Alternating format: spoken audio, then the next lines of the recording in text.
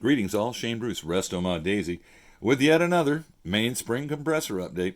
Did a video, about 8 days ago on Mainspring compressors and covered some stuff. Made my recommendations. In the meantime, other folks have chimed in on the comments section, and Captain Joe in Florida sent me this little gem. Kids, this is probably the best Mainspring compressor I've ever used, at least in terms of using it with the modern current production Buck and current production Red Ryder. It is phenomenal. You just take this bad boy in, slip it in, wiggle it past the plunger assembly, push down, bam, Mainspring is magically compressed. Do whatever you got to do, get it back together, stick that in, Mainspring is uncompressed. It's a slick tool. But I've discovered that it works very well with the current production Buck, bless you, and very well with the current production Red Ryder. You can also use it on some of the intermediate production guns from the 60s and 70s because they share a similar style of plunger assembly.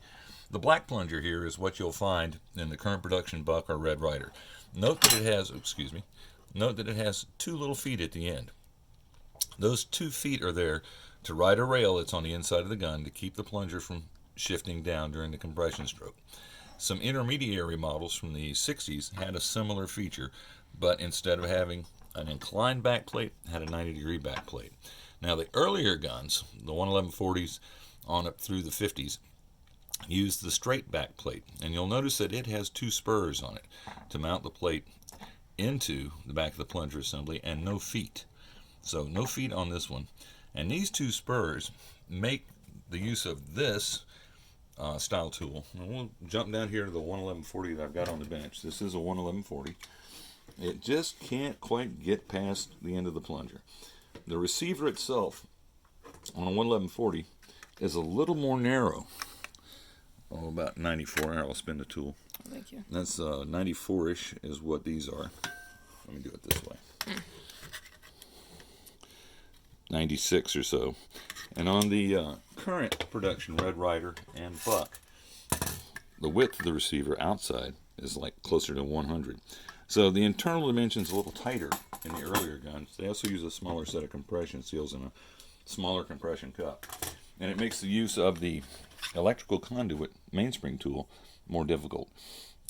That is just the way it is. So this is a great tool for use in the current production guns, and there's far more of these running around than there are these. Now in the old guns, the twin probe tube will work, but it's incredibly fiddly. I have to admit that. You really got to fiddle with it, and you'll slip off a time or two. Now this is the update or upgrade from the twin post tool that I made and demonstrated last week for use with the for the use with any of these daisies. And this basically slips in. It's thin enough to get past the twin prongs. Well, it was anyway. Giving me trouble now. All right, we've canted our plunger assembly, so that's just not going to slide.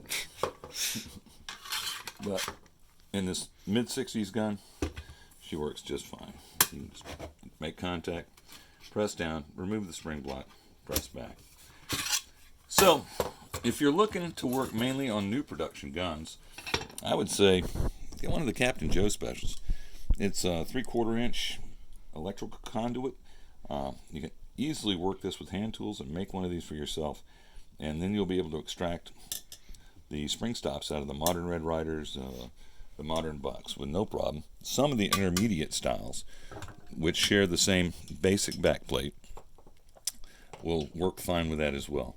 And then for the older guns, you'll probably need to get a stick with or have a twin probe on hand or make a slim taper gun like this. So there we are. That's Mainspring compressors. And I think this is a pretty important little update because this thing works and it's really easy to manufacture. The biggest barrier to entry with modding daisies in the 2 years I've been making videos about doing that seems to be getting the spring anchor out of the way. It mystifies many, many people, and I've explained it over time and time again, and shot at least 3 videos on. So I guess this is number 4. So that's the recommendation. Build yourself one out of electrical conduit, and you'll be able to pull your spring stops at will. And then you can swap springs, put in air tubes, change out seals. Oh, Jesus, do anything you want. Well, kids, that's all we've got for you today. This is Rest of My Daisy. Shane Bruce signing off.